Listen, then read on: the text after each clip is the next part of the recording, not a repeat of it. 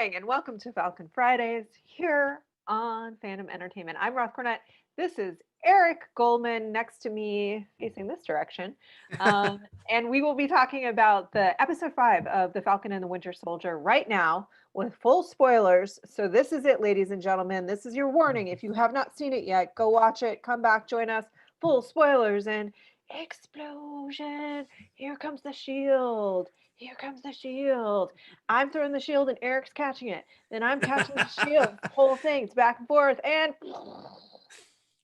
spoilers. Okay, let's talk about this. We said just before we started, we said Falcon Fridays, but maybe Falcon No More Fridays at the end Yeah. of this episode. And boy, it was packed with things. Yeah, right. It was a long episode. It's a full hour. Even taking into account that they have several minutes of credits, it was still a solid 54 minutes, and a lot happened in this episode. I mean, the fact that the pre-title sequence would be the final fight in a lot of big movies, that we got to take down evil Cap, or the Cap who's gone too far. But then there's a lot of other stuff that happens after that. Kind of tells you all about this episode. Yeah, I did like the setup for in the post-credit scene. If you guys didn't see it, there was a post-credit scene in which Captain Wyatt was building his own shield, and now we know that he's taken the serum. So in fact, we are setting up Cap v Cap, which I think will either play out in the next episode, which feels rushed, or we were just saying,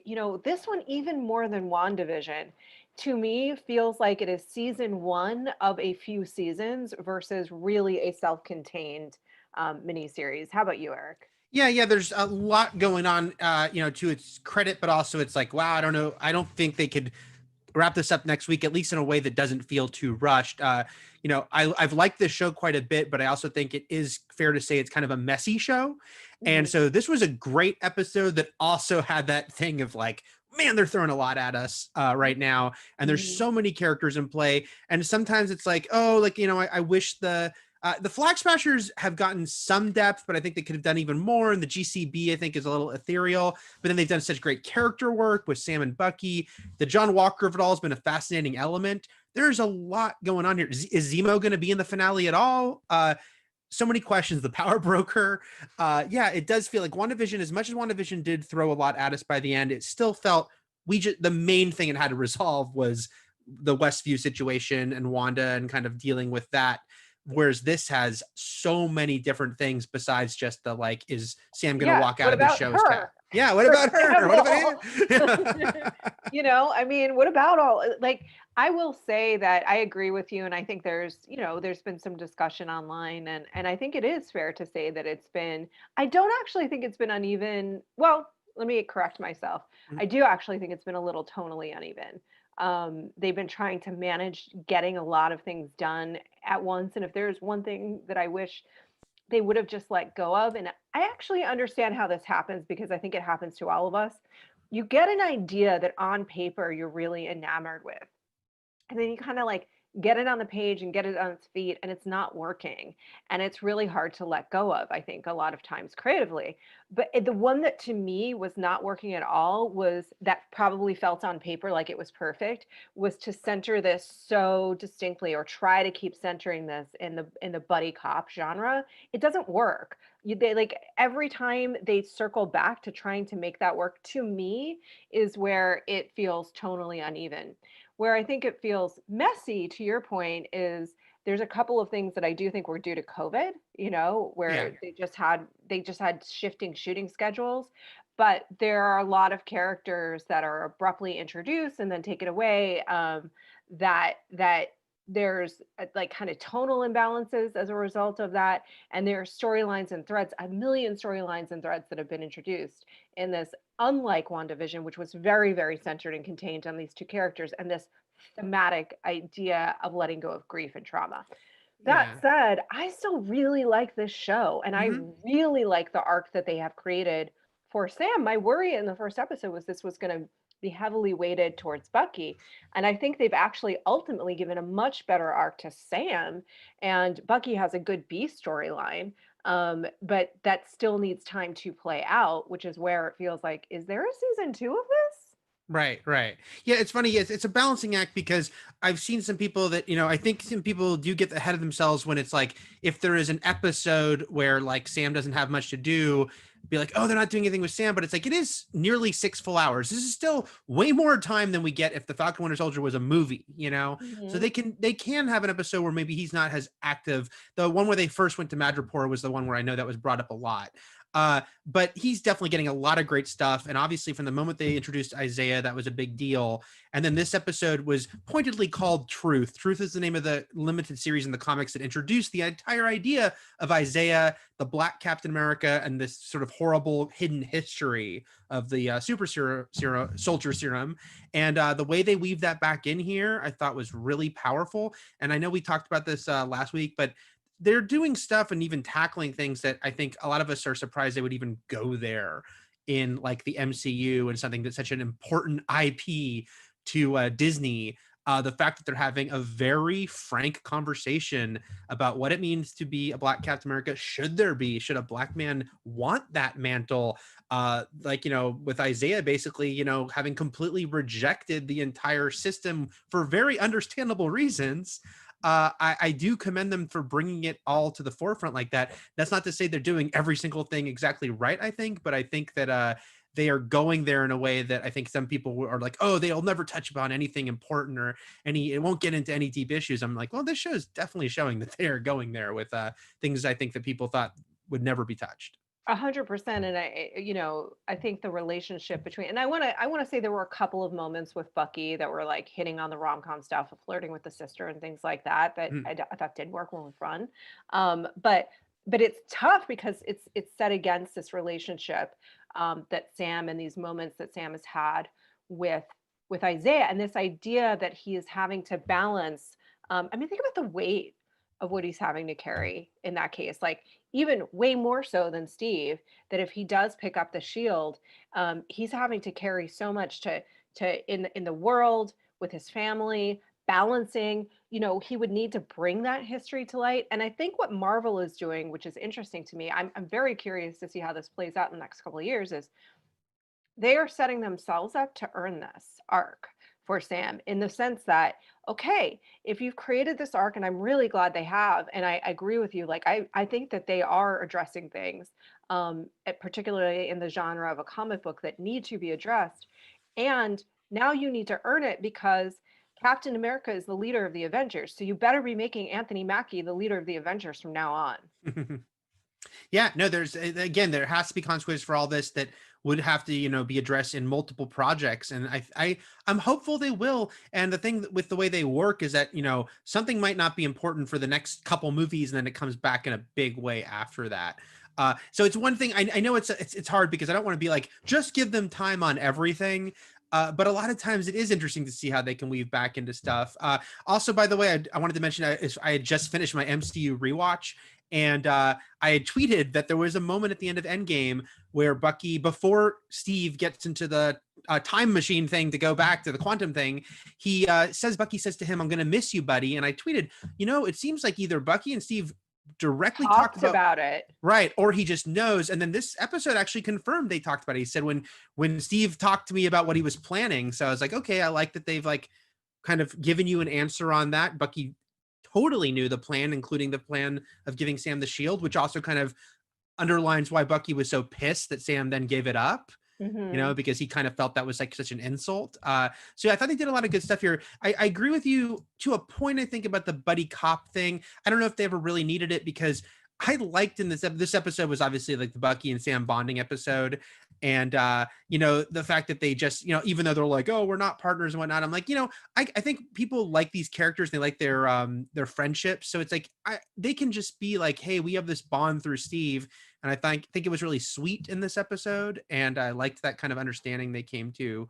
So there might have been some clunkiness along the way, but I think this episode kind of underlined again the strength of these characters and seeing their bonds. Totally. And that's where I agree. I think the relationship has been Yeah. really strong. And I think the two actors have crafted a strong relationship. And this episode really did bring that to fruition, which I thought didn't work, was trying to force it into tropes. Just let them have the relationship. Yeah. That I thought worked beautifully. And what I also thought was really well crafted, and I don't know if this was on purpose, but either way it worked.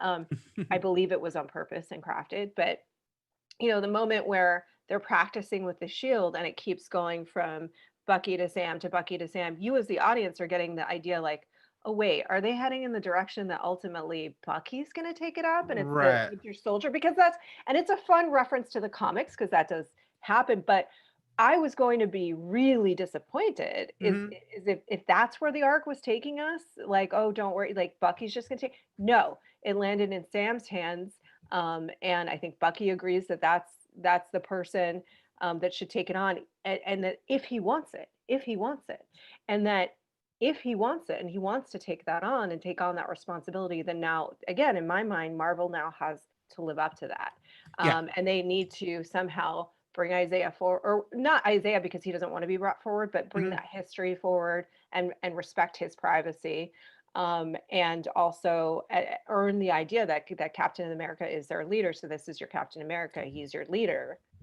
Yeah, no, I thought that was all great, and I really liked some of the things they did where, because Sam was like, it hit him so hard what Isaiah said, understandably so, to the point that he's like, hey, maybe he's right. But then his ultimate decision is, and they make it the thing where he sees, his nephews playing with the shields, what Bucky does too, and also like that how they're so like they are like for them it's like Captain America can be this hero figure, and when he says to his sister about sort of what was the point of Isaiah's pain and sacrifice if I don't kind of continue on.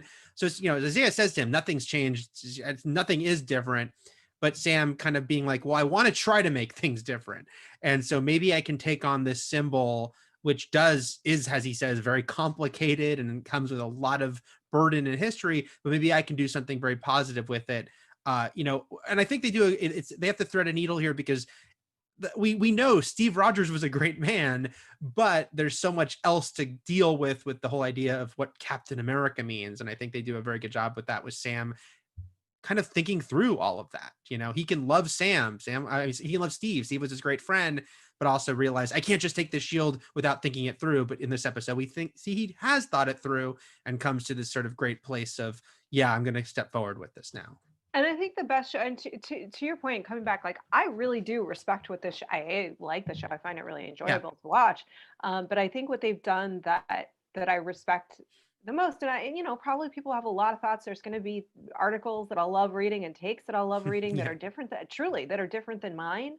And I like, but the fact that that's going to happen, that we're going to get a lot of different POV and perspectives based on this show that are going to be like interesting and engaging and important to talk about and think upon and reflect on is what I reflect like about it, and the fact Yeah. that they're all going to be probably different than mine, but what I like is that they didn't just hand the shield to the Falcon and then leave it at that. They addressed everything in this, well, not everything, but they addressed a number of things in the series that came with that, and I really respect that they did that. By the way, we're going to want to hear from you guys as well. Yeah, I think there's a lot of cool stuff that came out of the show. Like for one episode, I was like, oh my God, can Zemo have his own show? Like we there's so many threads. I thought they did such a good job of creating villains that um I agree with, and then it becomes a much more interesting dynamic between them. Like they have raised a ton about globalization and what nations even mean and why we have these borders, Mhm. and even within those borders, where if you're celebrating patriotism, in order to effectively celebrate patriotism, you have to understand what it means to be a member of that nation in all regards.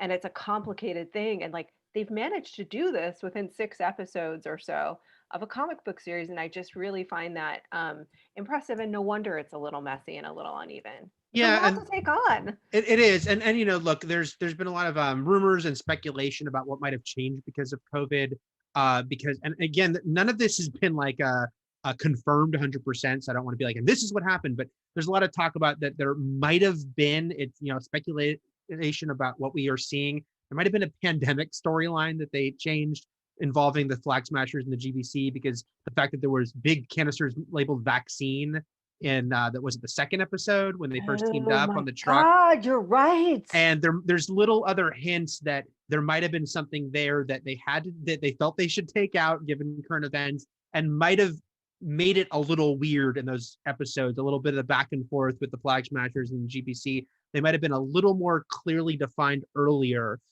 So I'm curious about that, and one day hopefully we'll find out more about that. And I do think it's been a little clunky, but at the end of the day, I still think the Flag Smashers are very interesting. And even though it hasn't been always, quote unquote, clean, I think that they do a good job of showing that they certainly feel they're in the right. And some things they're saying are definitely the right. And I mean, the end of this episode is them basically trying to stop a vote that was going to, send all these refugees out of the country. About topical events, and yeah, I mean, no, they're right. I think the way they're going about it isn't right, right. Obviously, but there's also that opens up the door to the question, well, then what? What are they supposed to do? Right. They were going to do this. They were going to do it, right? And protesting wasn't going to do very much. By the way, I'm not advocating for, just so Roth is not a flag smasher. Yeah, just so we understand, I'm not the only flag smasher. I just think it's able to raise those questions. You're right. I remember noting in that episode that it was a truck full of vaccines, and I was like, oh God, a little too real right now. Yeah. And absolutely, yeah. Yeah, it just feels like there's probably something there. Zemo was interesting in this episode. First of all, there's a quibble, but when Bucky pointed the gun at him and then revealed he didn't have it loaded, I'm like, why do that? Like, I don't know really what the point of that was, Bucky. And I am very curious. This is the kind of thing where Zemo could be in the finale. He could not. He's certainly coming back. I think the Thunderbolts is coming, and we have to talk about this episode's very special guest star in a moment, and how it seems like she could tie into the Thunderbolts if they wanted. But yeah, so Zemo's a weird case too, where it's like, I don't know if it depends on what his role in the finale is or not, if it feels like he's fully interweaved into this series. But what he brought up about the super soldiers was so fascinating, and he was an interesting mouthpiece for that point of view. So again, it's this funny thing where it's like, I can't say this show has been like a full home run for me, but I really think it's like swinging for the fences, and so much of what it's doing is getting right, and they're doing a lot of really good character work, and that's what I really am admiring about it. Yeah, I agree. I mean, listen, I actually thought Zemo added a lot, and partially that's down to him just being an excellent actor, and taking anything he's given and making it magic. So speechify, dance, he can do it all. Whatever. So that said, but to our earlier point, in a different episodic structure, this would be in 2 different seasons, or it would be in the same season but over a larger span of episodes, and that's kind of, I think, what we're feeling. The thing that I feel like they really didn't need to include, and I don't mean this as any disrespect to the actress or to the character, both of whom I'm interested in, was Sharon. I'm like, that feels like one too much. It's like, because you're not going to be able to deal with her effectively, and I don't think they particularly have dealt with her effectively, other than to bring up this idea, that she was betrayed by her own nation for trying to do the right thing. And that's all good if you seeded that here, if it plays out in season 2 in a bigger way. But if it just is that and that's it, that's kind of unfair to her, in my opinion. I am looking at some of the comments Ryan put in here, and one of them from Jeffrey Elverton says, if Sharon isn't the power broker, then I don't know what the series is doing. I mean, I guess I have 2 sides of that, Jeffrey, because again, we talked about this last week. They kind of want you to think she is at this point. But this episode went even almost too far with it, right? Because she's behind Batroc of being free and going to work with Carly and the Flag Smashers, and he wants to kill the Falcon. So at this point, it's like, if we're to take this on face value, she is a villain and she is willing to have Falcon killed. And I don't think that's going to be the case. I can understand her being cynical and feeling pissed off. I don't think I can buy like a full heel turn. Like, I don't kill the Falcon. That seems too much. So now I think she's double dealing. There's something else going on with her, but I do agree with you, Roth. Right now, it's hard to see how she fit in. I was reading, also, I found out that Emily Van Camp was filming her other series, luckily in Atlanta, but they still had to be like tricky when they could use her, which is why, except for that one episode, it's a lot of call Sharon or Sharon on the phone scenes, when they could get her. So it will be interesting to see something needs to be revealed about her in the finale, but I don't want it to just be, she's the power broker and she's bad.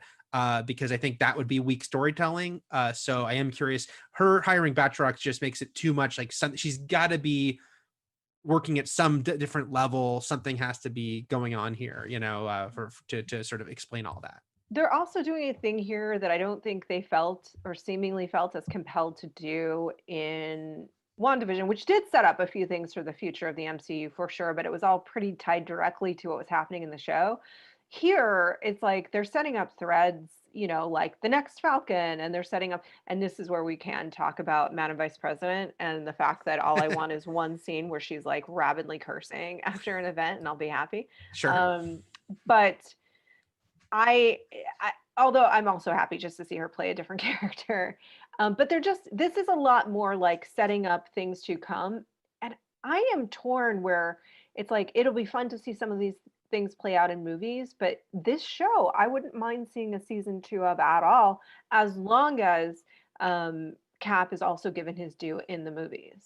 Yeah, it will be interesting to see like how they just, because we know with Wanda, she was the one character we kind of knew from the beginning. You will see her in this show, and then you will see her in this big movie. No one else we know exactly what the plan is. Even there's been like the sort of rumors, or not even rumors, reports about like Yelena from Black Widow will be in the Hawkeye show, but a lot of these things don't get revealed ahead of time purposely.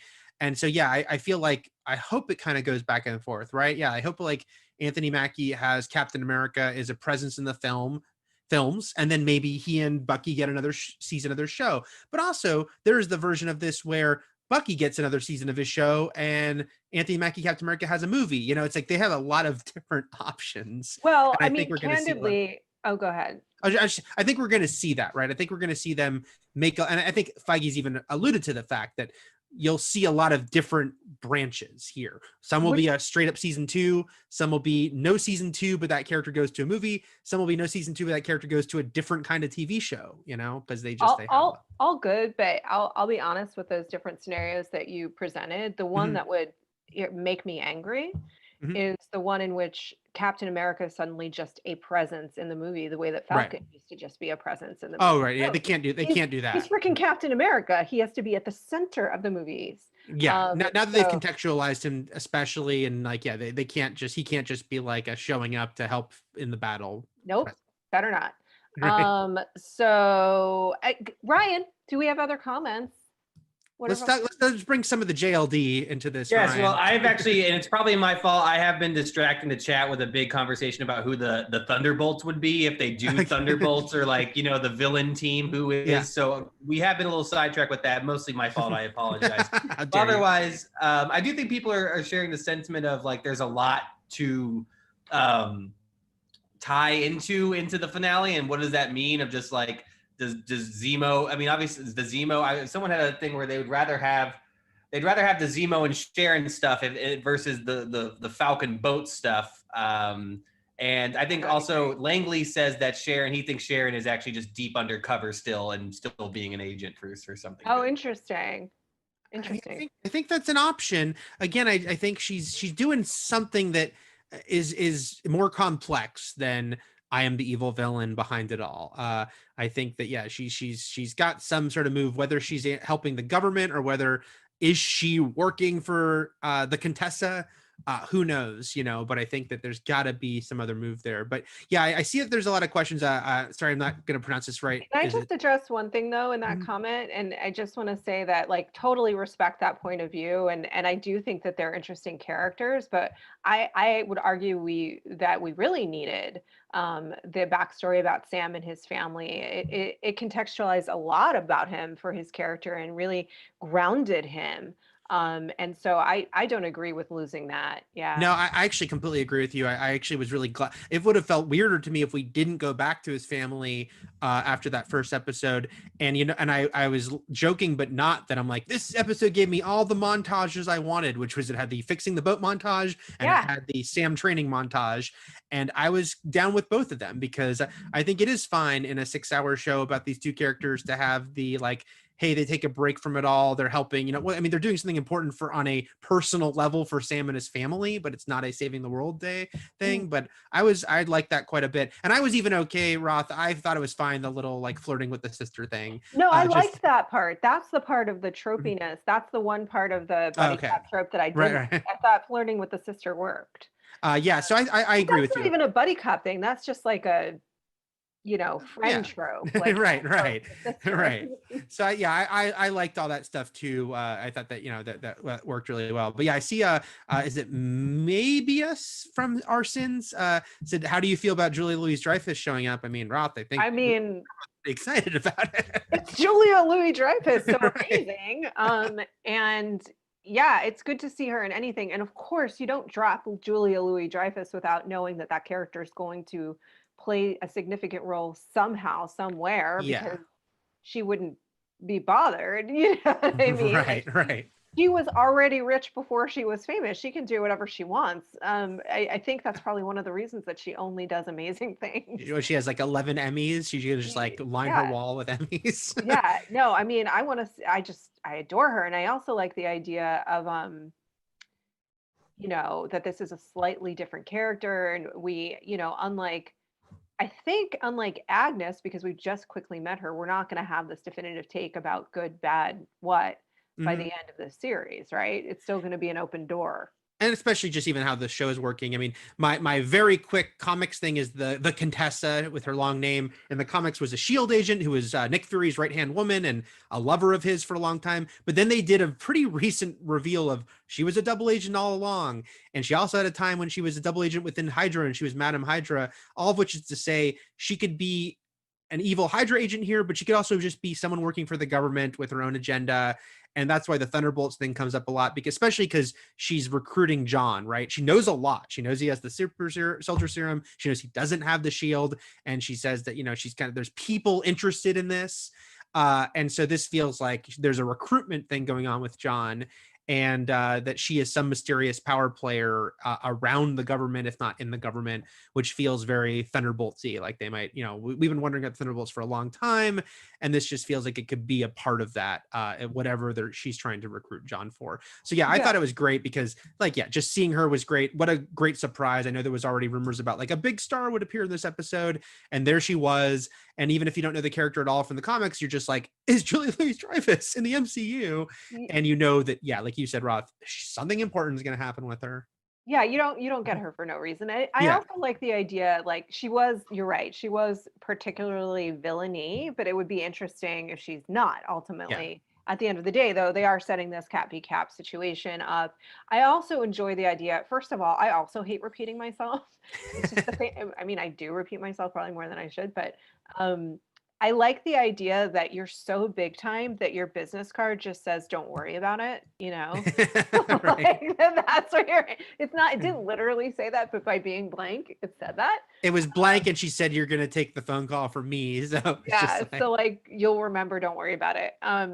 Yeah, there was a lot that I really enjoyed about introducing her, but I am curious how it's ultimately going to play out, which is obviously what they want.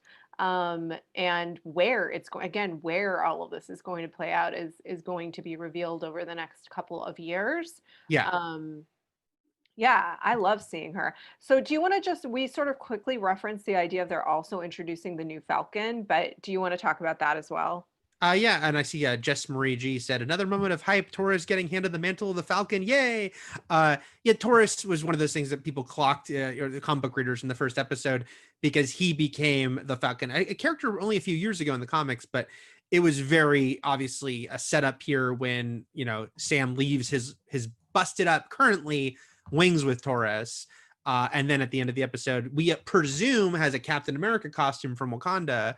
And so, again, this is something where they don't need to go back to it immediately. I don't think Torres is going to show up in a Falcon costume in the finale, but it's like, they're setting things. They're so smart with this. I mean, I was joking, but not joking. It's like they need to they're setting up all these young heroes. They got to be ready for all these actors that have been doing this for 10 years to, price themselves out or just decide they're done with it. And so, they just introducing all these characters that can take on these mantles. They don't need to do it right away. They don't even need to do it for a couple years. But it's been they're set around. up. It's been set up. They're around. They're hanging in the background. Also, it's like a tacit, like there's always someone behind you to the older actors, like reminder, right. We're always ready. But I want Anthony Mackie to have a few years of this. Captain America. Like I hope he gives that to us, and yes. They give that to us. But I the other thing that was interesting and like I can't decide if it's too on the nose or perfect that this false Cap that Captain Wyatt tears off his wings, kind of like putting him in the position where he's now really in the choice point. Like, do I fix my wings, or do I pick up the shield? Yeah, yeah. And it's Oh no, because yeah, absolutely. Yeah. false version of Cap did it to him. Yep, yeah. And it's like this, and it's like, yeah, he like he left the wings behind. He hadn't made the decision yet what he was going to do regarding the shield and everything, but it's like, and then he still had to deal with Isaiah and kind of process all that. And look, I mean, you could, practically speaking, he could always have like asked for wings after that, still. And we don't know if his Captain America suit has wings, because that was what they did in the comics. All we know is it's from Wakanda, so it's probably going to be pretty cool and fancy. It'd be very fancy. Yes. Which, by the way, is a nice little nod back to the comics, because in the comics he got his first wings ever from Wakanda. So here he's getting his sort of new cool power. It's great. These Avengers, it's very handy for them to be friends with Wakanda, especially with Tony gone, because they can make them. No Reed Richards yet. Someone's got to make stuff. Right. We need cool stuff, Any other big comments on kind of like the arc for Sam? Are people talking about Sam as Captain America, or was that just a given, or how do folks feel about it? Ryan or Eric? I'm not reading the comments, so I don't know. There's some stuff in there. I want to see one of someone said, people do think that I do want to get the specific person, but they do think there's going to be at least another bring up of if Sam is going to take the serum or not, or like what makes him kind of special, and that there still could be serum around. And then someone did also respond, and I'm sorry to both of them, if I find your names I'll say them. Norma T. Leon did respond saying, why take the serum when you have a suit made with vibranium? So this does kind of come down to like what this suit and setup is in the next episode. That shows that like he is a superhero, because he has kind of gotten his butt kicked a little bit in every fight. I was thinking about that too. And the other interesting thing is like they've really set up a question about the ethical nature of the serum itself in this series. So if he does take it, there better be a really good reason. He said that he wouldn't. I think Zemo gave a lot of reasons why it's a bad idea. So I have to imagine it is the suit that's he's gonna Batman it. It's gonna be the tech. And it is, we don't know if he'd have the option or not. Right now, as far as we know, there's no more serum available. Not to say someone else can't make some more at some point, because you always have other evil or good geniuses around. So they, it could come into play in the finale.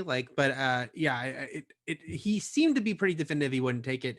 Again, you never say never in any of these situations, but I think we just want to see that suit, right? We all want to see. I know. I think I was like slacking you. What's in that box? What's in the box there? Right. What's in the box? What is this, Pulp Fiction? He's like, what if they don't reveal it at all? Obviously it's a suit. Oh yeah, that makes sense. I hope I didn't say it like that. No, you didn't. Okay. That was my interpretation to myself. All right, any other comments or thoughts, Eric, from you or for you guys, the community? I think, I'm curious. The power broker question needs to be answered. Again, it's like now people are like, is it the Contessa? Is it's just something that you do need an answer for. I know it's funny. I understand to a point when WandaVision ended and they were like, wow, we never knew the aerospace engineer thing was going to be a thing, but the power broker, clearly they did do this thing. It's in the opening. It's like the credits. They're like power broker. Like it's been made a big deal to the point that it's a little tricky, because now they've kind of hopefully not written themselves in a corner, because it has to have some impact who it is. Which is why I'm like, when people were even saying on Twitter, like, is it someone from the MCU that has not been in this show yet? Is it Ross, General Ross? Is it?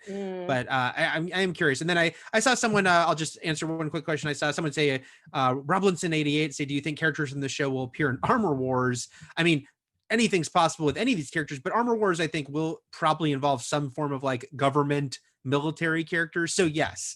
Especially again when you get this Contessa character, she seems like the kind who will pop up in a lot of these shows that deal with any sort of like oversight, behind the scenes stuff going on. So if you can't get Ross, you get them. You get people so that you can work it out based off acting schedules. Sure.